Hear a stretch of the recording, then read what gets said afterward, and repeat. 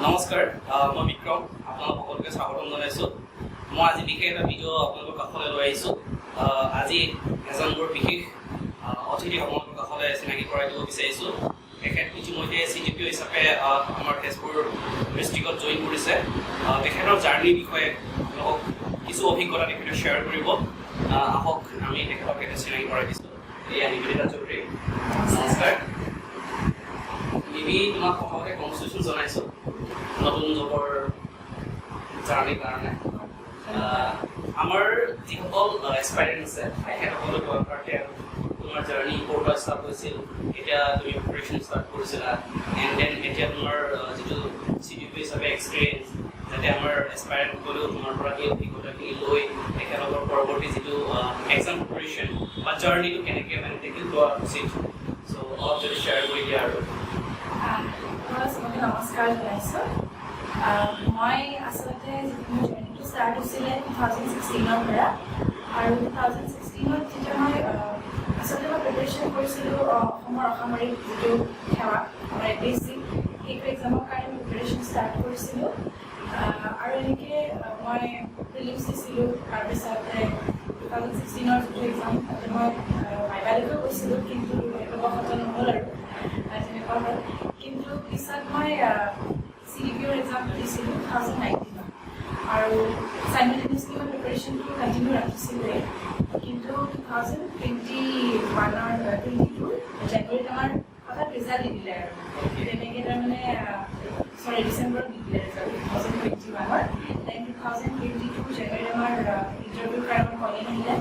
আৰু মই ইণ্টাৰভিউত অৱতীৰ্ণ হ'লোঁ হৈ মানে কি আৰু এইটো মই প্ৰথম ছাকচেছ বুলি ক'ব লাগিব 2016ৰ পৰা প্ৰিপাৰেশ্যন কৰি মানে ফাইনেলি মই এতিয়া বৰ্তমান CPDO হিচাপে চাইল্ড ডেভেলপমেণ্ট প্ৰফেচৰ হিচাপে কৰ্মৰত আৰু জইন কৰিলোঁ তেনেকৈ আৰু জাৰ্ণিটো ক'ব গ'লে বহুতেই কি বুলি ক'ম আচলতে যেতিয়া আমি জাৰ্ণি ষ্টাৰ্ট কৰোঁ তেতিয়া আমি মেণ্টেলি প্ৰিপেয়াৰ হৈ ল'ব লাগে যে ষ্ট্ৰাগল থাকিবই আমি এবাৰত আমি কেতিয়াও মানে ছাকচেছটো কিছুমানে পাৰিব পাৰে কিন্তু আমি নোৱাৰিব পাৰোঁ কিন্তু বাৰে বাৰে আমি চেষ্টাটো ৰাখিবই লাগে ব্যৱসায়টো লাগে আচলতে আৰু যোনে এনেকৈ চেষ্টাটো কৰি থাকে এদিন নহয় এদিন কিবা মানে ভালদৰে ছাকচেছফুল হ'ব পাৰে সেইটো বিশ্বাস এইখিনিতে আৰু এটা কথা মই উল্লেখ কৰিব বিচাৰিছোঁ আমি লাকিলি এটা মানে যেতিয়া তাই ষ্ট্ৰাগল কৰি আছিলে আমিও ষ্ট্ৰাগল কৰিছোঁ আমি চেম বেটছৰ হয় গুৱাহাটী ইউনিভাৰ্চিটি আৰু মোৰ পিয়াঞ্চিও তাইৰ বেষ্ট ফ্ৰেণ্ড হয় চ' এনেকৈ মোৰ চিনাকি আমাৰ চ' আমি যেতিয়া একচুৱেলি ষ্ট্ৰাগল কৰি আছিলোঁ সেইখিনি পিৰিয়ডতে মিছন APSC নামৰ আমি চেনেল এটা খুলিছিলোঁ চ' তাইৰ co-founder আছিলে আপোনালোকৰ যদি সুবিধাৰ টাইমত ভিডিঅ' লিংক দিম তাইক ক্লাছ কৰিছিলে তাতে তাইও আমাৰ মিছন APSC আছিলে যিটো এতিয়া মানে বিক্ৰম পেগু আৰু হিচাপে চেনেলটো আছে ষ্টিল আমি মানে টিমটো নিজেই মানে সকলোৱে নিজৰ নিজৰ ক্ষেত্ৰত ব্যস্ত থকাৰ কাৰণে এতিয়া আমি কণ্টিনিউ কৰিব নোৱাৰিলোঁ ষ্টিল তেখেতসকলৰ যিখিনি অভিজ্ঞতা সেই অভিজ্ঞতাখিনি যাতে শ্বেয়াৰ কৰি আপোনালোকে যাতে এটা মটিভেশ্যন পাওঁ সেয়েহে মই মাজে মাজে চেষ্টা কৰিম তেখেতসকলে যাতে আপোনালোকক মটিভেশ্যনেল এটা ভিডিঅ'জ দিব পাৰে বা এডভাইচ দিব পাৰে আৰু কোৱা এতিয়া কেনে লাগিছে তোমাৰ CPDO হিচাপে বা কি পৰিকল্পনা মানে আছে পৰৱৰ্তী সময়ত তুমি এজ এ CPDO হিচাপে কেনেকৈ আমাৰ উইমেন এম্পাৱাৰমেণ্টৰ ক্ষেত্ৰতে হওক চাইল্ড মানে প্ৰফেশ্যনেলৰ ক্ষেত্ৰতে হওক চ' কেনেকুৱা ধৰণৰ তোমাৰ পৰিকল্পনা আছে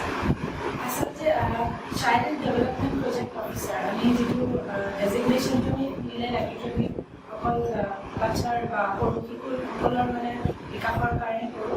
আচলতে তেনেকুৱা মানে অকল শিশু যে আমাৰ মানে মেইন টাৰ্গেট হয় তেনেকুৱা নহয় আমাক এতিয়া বৰ্তমান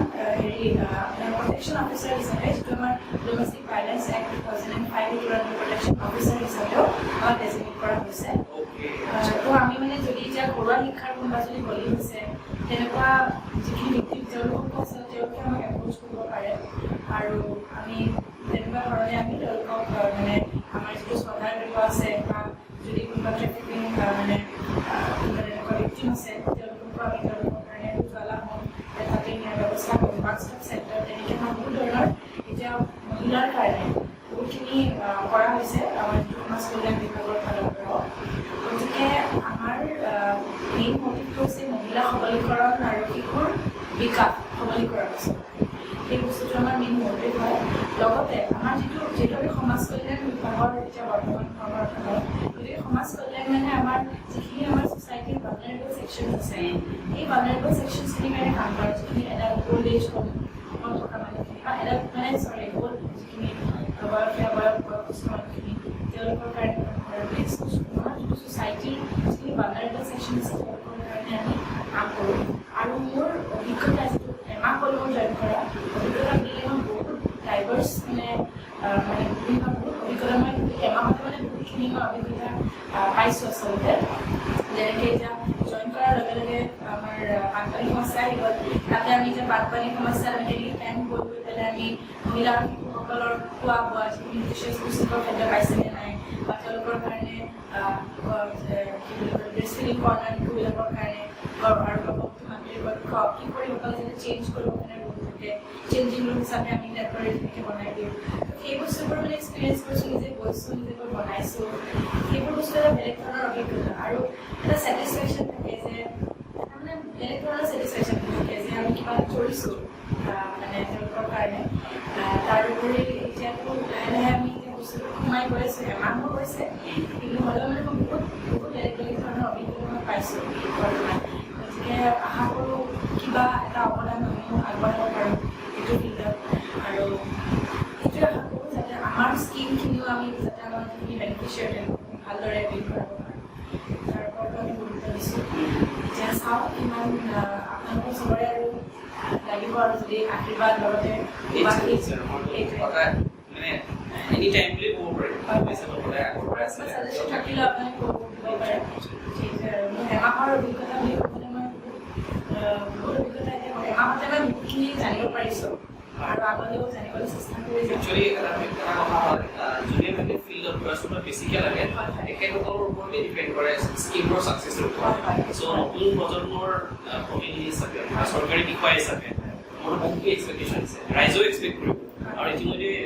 তুমি ভাল ইনফৰ্মেশ্যন দিছাই আমাৰ যেনে কনচেপ্টটো আছিলে চাইল্ড প্ৰটেকশ্যনৰ মানে only child protection child development related ইছ্যুজবোৰহে আমি এড্ৰেছ কৰিম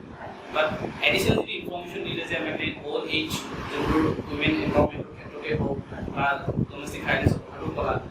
চ' ৰাইজে মই ভাবিছোঁ মানে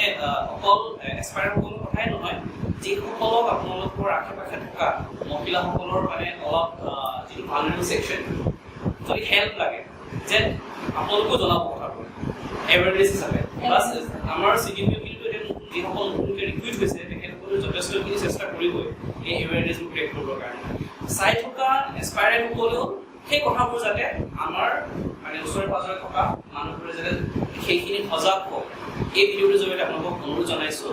আৰু এইখিনিতে আমি বেছি দীঘল নকৰোঁ পৰৱৰ্তী সময়ত মই যেতিয়া সময় পাম তেখেতৰ আৰু কামৰ